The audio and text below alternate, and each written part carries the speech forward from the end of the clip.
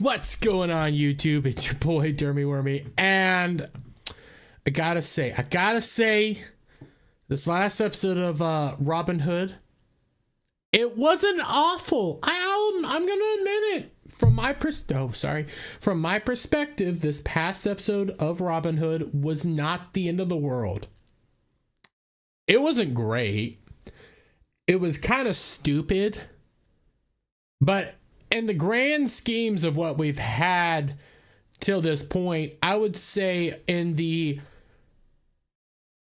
garbage that is Robin Hood, this was probably the best episode yet. So take that with how you will. Not a whole lot happened in reality, and they still continue to go on as I've kindly taken from Raster. Shout out to Rastercaster. They do villains at an over-the-top level that makes them feel like even above Power Rangers supervillains. But listen, we'll just get through this episode. In reality, there's not a whole lot that happened.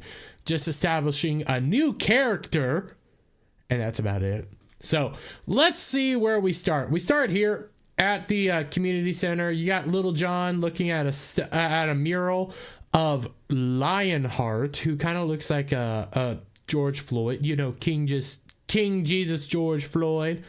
He's looking at a mural, goes back into his memories. We see little John getting beat up, little John getting beat up and everything, and you see this new guy named Guy something. I don't quite remember his name. All I know he's Guy. He's Spanish of some sort. And then as Little John's on the ground bleeding out, big man comes by, goes like, "Hey, stop it!" And this is Lionheart. Stops Guy from continuing the beat down, and then reaches out to begin his approach to Little John. And Little John and Lionheart had a past together. Little John was raised sort of by Lionheart. That was his father figure. And as you can see right here, this ring that's very important to Little John, this comes from Lionheart. I'm just going to spoil it now. This used to be Lionheart's ring, whatever. So he's looking at that. He's remembering Lionheart, even though this kind of looks like George Floyd. Then Robyn calls him over to help continue decorating the community center. Two other people, Mitch and Soy Guy come up. I don't remember what the hell they were talking about. They're wanting to continue to get more money and funds for the day, whatever. Moving on.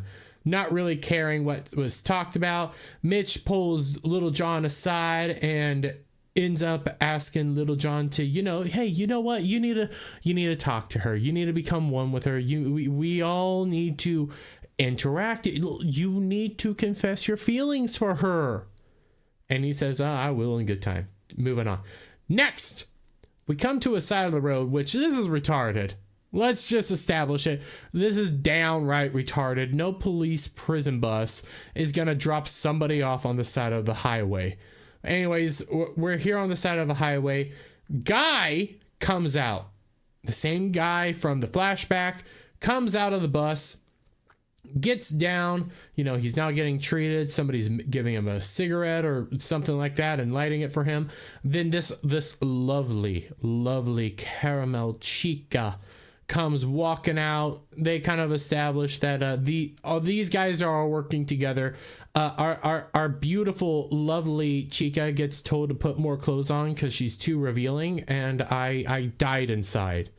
Listen, she be thick, and I'm all here for it. This was the saving grace of the show. Her. She made this episode amazing, even with her stupid stuff that she talks about. It's just nice looking at her. Oh God, it's so beautiful. Anyways, we move on.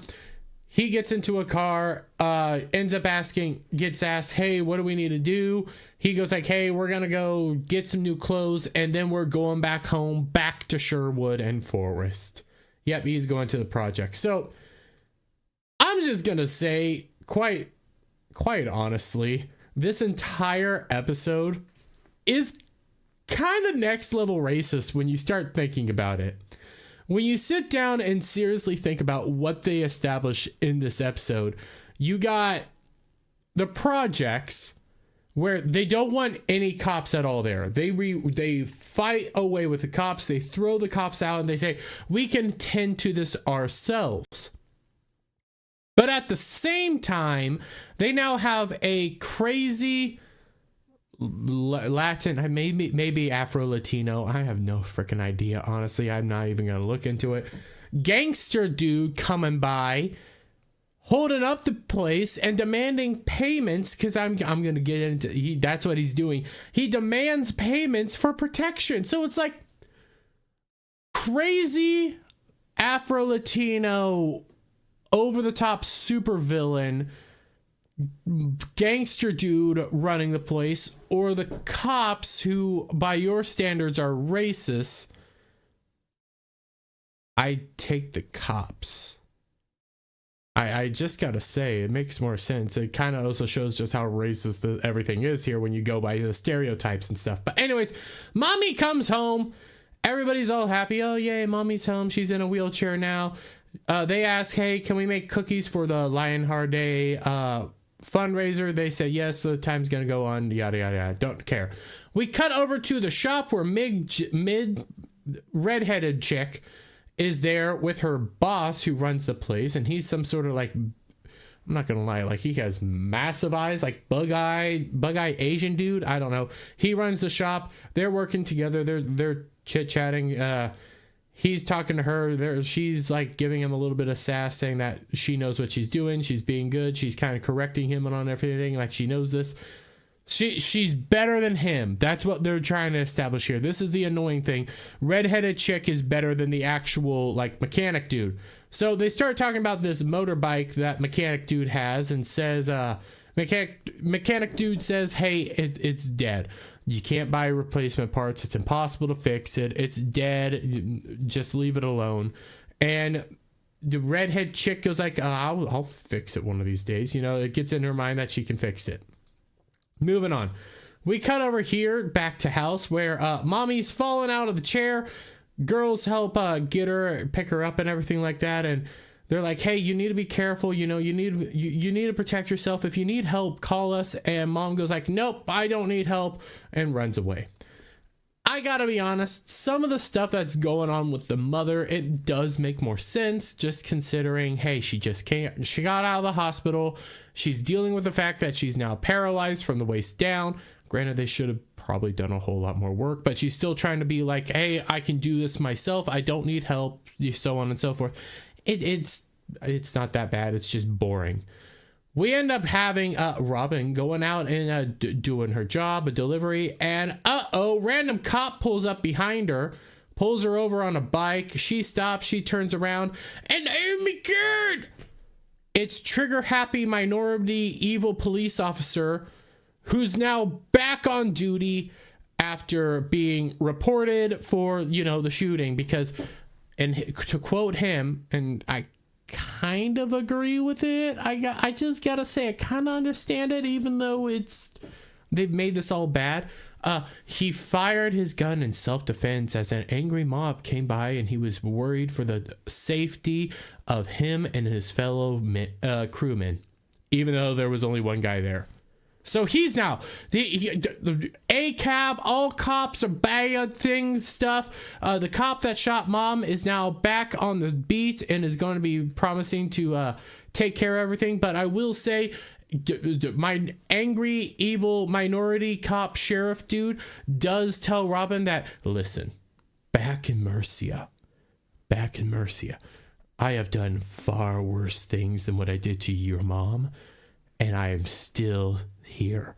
I am a good cop, and you can try to sue me and come at me with all you want.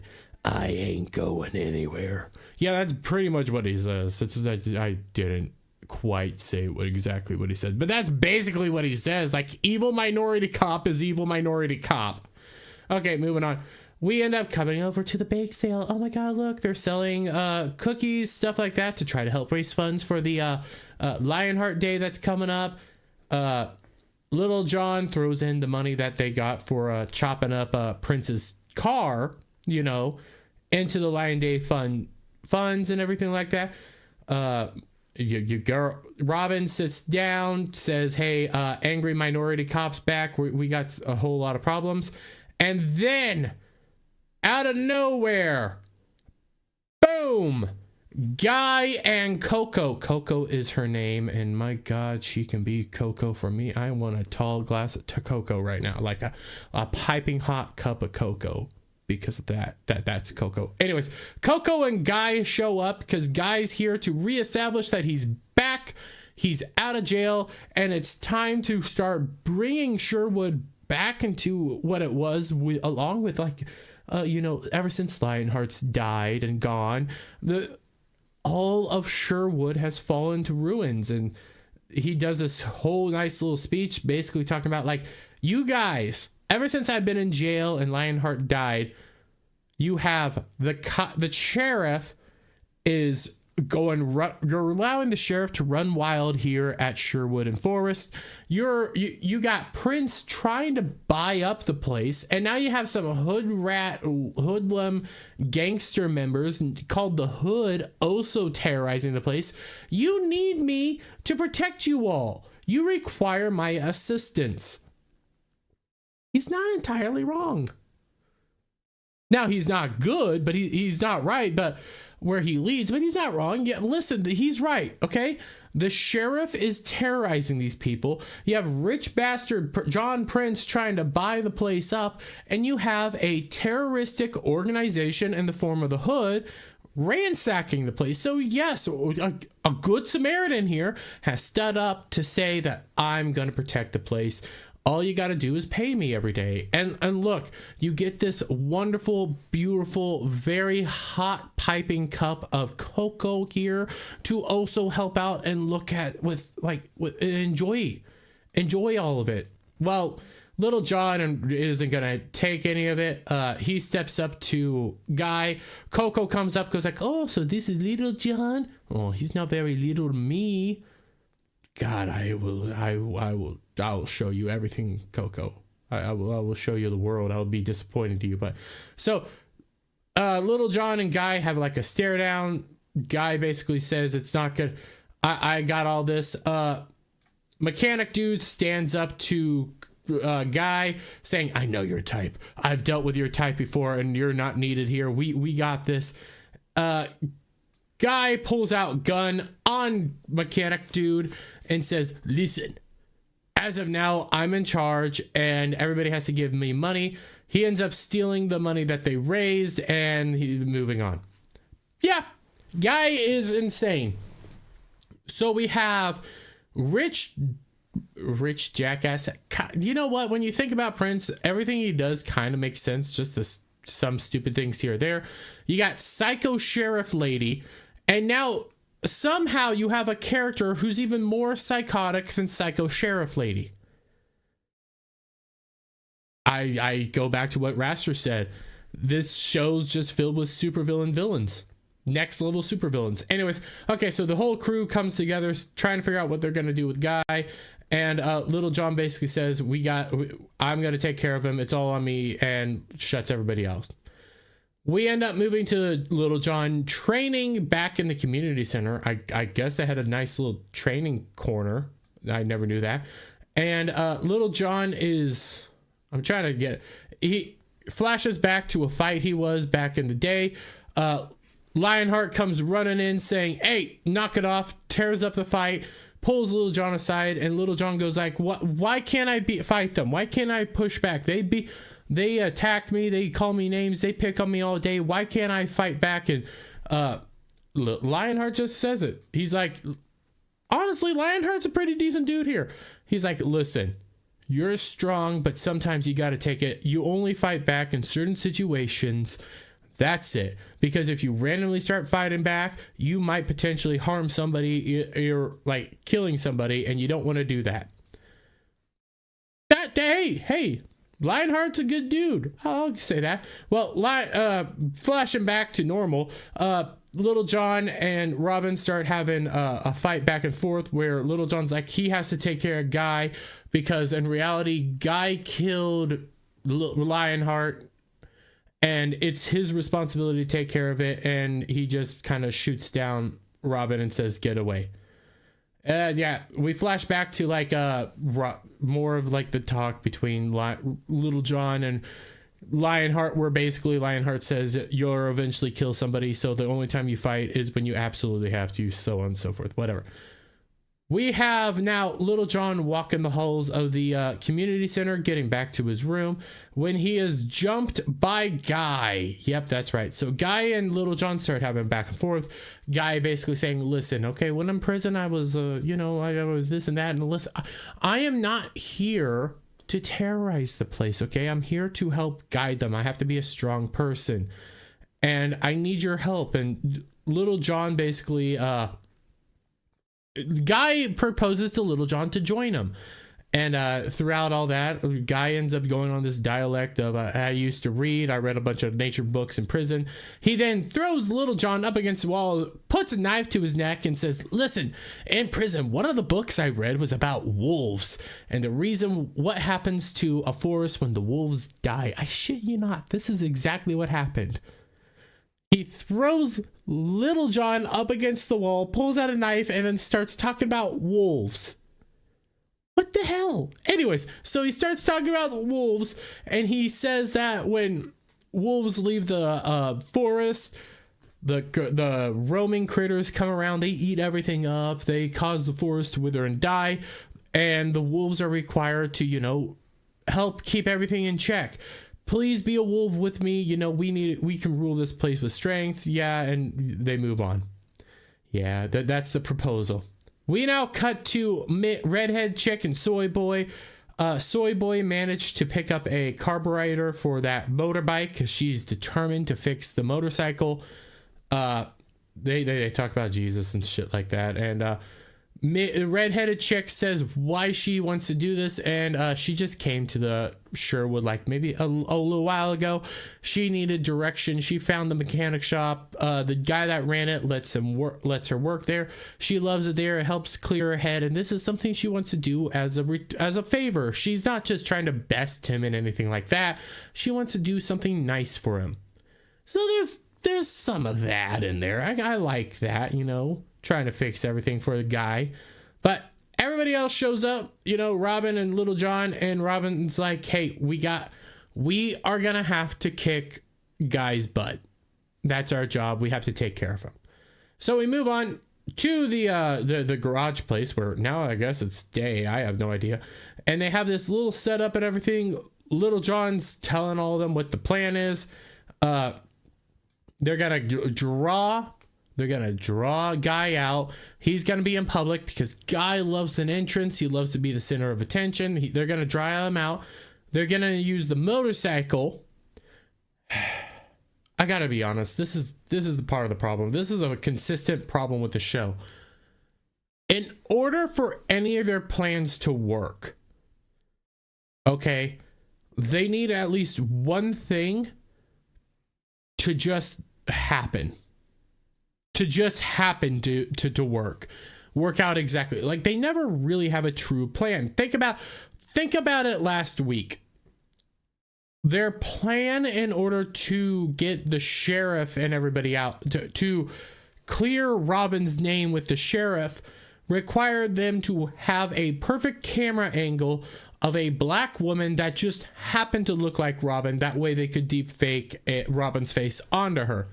They didn't know if the video existed. They didn't know if it actually was there. They just needed it, and it happened to be there.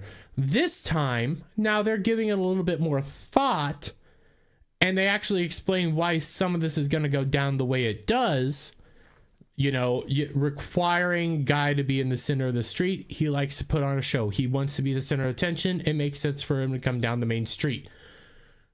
The other part is they require the motorcycle that is not working, that Meg's redheaded chick is finally working on and might be able to get fixed to full power. I don't know. They don't know. They're just like, hey, you need to fix it. Okay. Granted, they'll end up showing that, hey, the motorcycle is fixed, but they require the motorcycle. You require this thing to be fully functional and fixed. You now just bought a part that you're going to rebuild to try to put it on the motorcycle and pray to God that it actually works. But if all this didn't work, your plan falls apart completely and a lot of people die. I'm not joking. So they're like, okay, this is our plan. They talk to Mig, redhead chick. They go like, hey, is it working? And she does a dumb joke, tries to start it, doesn't work. Then she's like, I'm just playing around, starts it up, it works fine. And they're like, hey, this is serious. We got to do this thing. Okay? We have to be able to solve all this and do this ourselves. So they end up cutting away. Robyn is in like an underground facility thing or whatever, shooting arrows at just had the term at a target and everything. Little John comes in, starts talking feelings and stuff, saying how they might have to be the one that ends Guy and everything. Oh, I forgot this. I seriously forgot this. He comes in to check on her because she's getting better at a bow and arrow, and he says, listen, you're the one who's bringing a bow and arrow to a gunfight. A stupid fucking line. A really stupid line, but they're talking about their feelings and saying basically how either Robyn or him are going to probably have to basically kill the dude. They're outright sitting here like, no, we're not just going to scare him off and establish Robin Hood, Sherwood, and this place as ours. We might have to murder this guy. And I'm like, what the fuck? What? You might have to murder this dude? Why? Scare him off. Yeah, whatever. So day starts. Robyn is now trying to talk to her mom, see if she's alive. She's like, hey, I'm not gonna leave until I get signs of life. She goes in, well, I'm gonna come in here and get your dishes anyway. She walks in, mom's there looking depressed and everything in a wheelchair, sits down and says, hey, I heard angry minority cop is back. Why didn't you tell me this? And she's like, well, I was trying to Robyn was like, well, I was trying to protect you. Then she tells us that, oh my god, I also heard Guy's back. Were you also trying to protect me with that? And Robyn says, who the hell told you all this? She's like, people still talk to me. Yeah, obviously, nobody cares. Then she goes on to a whole diatribe about getting shot and what went through her head at that time, even though if you kind of think back to what happened when she got shot, she didn't get shot like up here and here, she got shot like at the waist level, and she was still able to talk when she was shot. But she goes like, when I saw his finger on that gun and when he turned around to shoot me, I thought in my head, oh God, please take care of my babies. Please, when I'm gone, take care of my babies. And I'm just like, okay, I haven't been shot. I'm willing to bet it's super traumatic, super scary and everything like this. But the moment you got shot and you fell up against that wall, the first thing you said was, I can't feel my legs. That's all you said. You didn't go on this whole thing of like passing out and like freaking out. You're like, Robyn, I can't feel my legs. So when did you have this whole like, oh my God, he was gonna kill me and he was gonna hurt you? No, it was nothing like that. So shut the fuck up. Okay, emotion time over. Moving on. Oh yeah. In the end, Robyn and her basically say, Robyn says, you need to get better. We got this. And we'll work together. Feelings and yeah. We end up cutting away where they're using the buzzard thing to watch Guy and his girl basically now take more money away from everybody. Take money from surrounding businesses and stuff because they're under his protection. He's going off the top. CoCo's being beautiful. I mean, I get it. It's a very small image of CoCo, but from behind, CoCo is wonderful, and they're just taking money. They're spy on it. Plans go. So I don't know why they had to do it this way.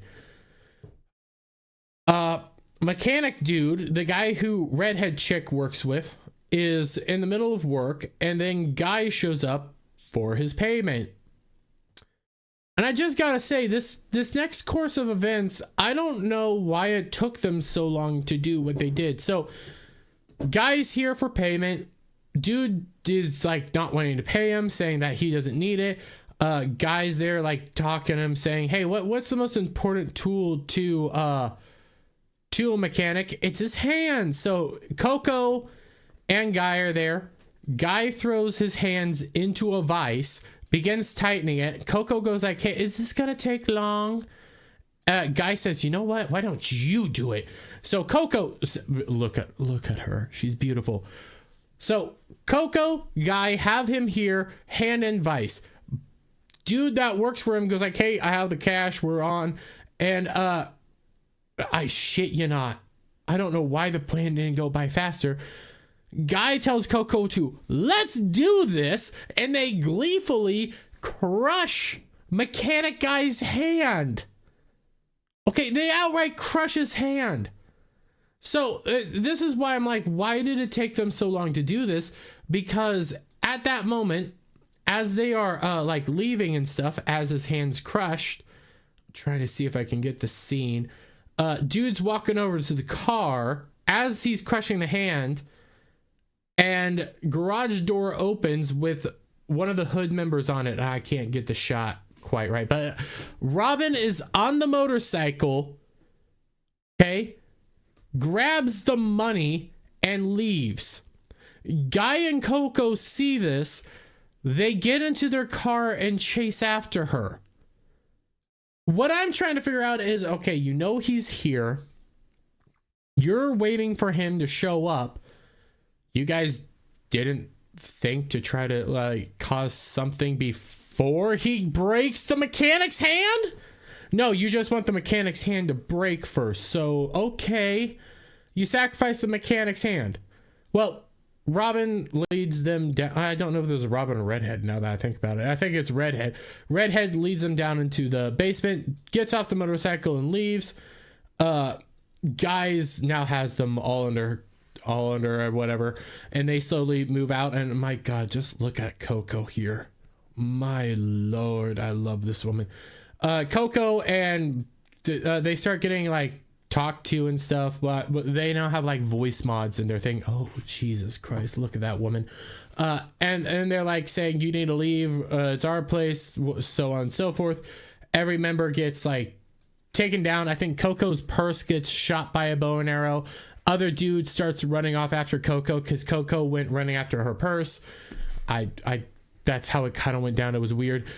Then Guy gets shot with a bow and arrow, with an arrow. Robyn comes up, goes like, you need to leave, this is our place. And then Little John comes running up from behind saying, stop, this was supposed to be our job. Robyn's also saying that, hey, we have to kill him, that you're right, we should have killed him. Real quick side note, because of Ryan Roger Athey, he pointed this out, all their masks look like they have male genitalia on each mask. Like I cannot unsee it. See, here's the balls, here's the shaft. I could probably see the same thing. You see balls, shaft, everything. They're balls. Anyways, so Robyn starts talking about how they need to kill Guy, and then we have another flashback in Little John's head of the night when Lionheart died, where essentially Lionheart and Guy do a face-off. Lionheart's like, no, you need to get out of here. Guy's like, I ain't ever leaving. Lionheart, Guy pulls out a gun, shoots Lionheart. The gun flies in front of Little John. John ends up pulling the gun on Guy. Could have taken the shot, but he never did, because in reality, Little John's not a killer. I forgot to mention this. When he went into the military, Little John was a medic. He wasn't anywhere else. He's not a killer. And it's like, wow, okay, yeah, good. No, you don't want to be a killer. It's okay that you're not a murderer. That's perfectly fine. Why are you like that? That's a bad thing. So he has the gun up against Guy, and he never takes a shot. And then he runs over to Little John to try to save his life, but Little John passes away, giving him his ring. And then because of that, because he spared Guy in this moment where he's like, you know what, killing is wrong, we need to be better than him, he tells Robyn that, hey, killing is wrong and we need to be better than him. My biggest problem throughout this whole thing is throughout the entire episode, And I guess the past couple episodes are like, oh my God, Little John was the military. Oh my God, he must be a big guy, a big, strong guy. And this episode, they're like, listen, I have a secret. In reality, I've never killed anybody, and I've always wanted to value life. And I was a doctor, a medic in the military. I'm like, okay, what's the big deal? You don't want to kill people? That sounds like a good thing. Why are you treating this like a bad thing? Good God, retardation at its finest. Anyways, Little John tells Robyn, no, not gonna kill him. Robyn says, okay, dude, leave. This is our spot. Get out of here. And guy leaves. We then cut over to the mechanic spot. Note, his hand's crushed, so it's wrapped up in bandages. And he's admiring the wonderful work of Redhead Chick, because Redhead Chick was able to fix the bike and everything. They sit down and talk, and he's like, you know, it's wonderful. It's awesome. Redhead Chick hands off a note from the hood saying that, you know, the thing's all fixed and everything. And he's like, oh my God, the hood. These are wonderful people. God, we're so blessed to have them. Yada, yada, yada. Moving on. We have Little John and Robyn have like a heart-to-heart saying how wonderful it is for them to be together. They end up cutting out, talking to the other two members, and Robyn says, you know what? From now on, Sherwood and Forest is ours. Okay, this is our spot. So what we're going to do is we're going to steal stuff from everybody and then give it to our people. Okay, you establish that you're thieves, criminals, and you're more than fine stealing more shit. Again, when it goes to Robin, the actual story of Robin Hood, he stole from the government to give to the people, you know, give back the taxes that was stolen from them. In this situation, you're just stealing from everybody and giving back to the people. So that, yeah, okay, that makes sense. Yeah, take note, again, even though Guy was a bad guy, he was still a private citizen. So, okay. Makes sense to me. Everything's good. A stupid song about the dude saying, God, this is this is not good graphics, but whatever. We have moms now getting better at riding wheelchair, your feelings. They all sit down to watch a movie together, interact, yada, yada, yada. We end up cutting back to Guy who's like in his car taking tons of pills or something. A cop pulls up behind him, and guess who the cop is? Angry Minority Guy. And they establish that Angry Minority Guy and Guy are going to be working together from now on. And that's where the episode ends. I gotta be honest, the episode wasn't awful. It was more just boring. Not a whole lot happened, but the saving grace was CoCo. Oh my God, that woman is a godsend. We need more of her in the world. And if the show keeps giving me CoCo, especially in those like skimpy outfits, you know, showing everything off, not leaving some of the fun stuff to the imagination, you know, I'll be very happy. But if you guys like this video, please give it a thumbs up, share it out, friends, hit that subscribe button, hit that notification bell for every time I put out a new video and go live, guys. And I will see you all on the next one. Bye for now.